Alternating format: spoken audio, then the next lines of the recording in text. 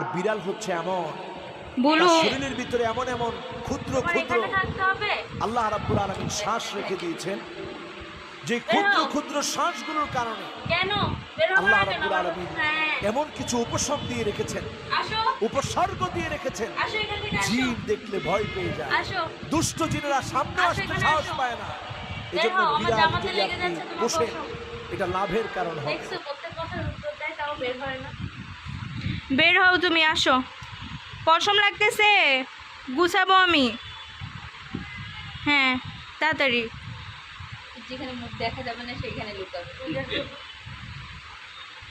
এটা লুকাইতে পারলে বাচ্চা, এটা উঠায় রাখছো কেন? ওটা ফেলাও।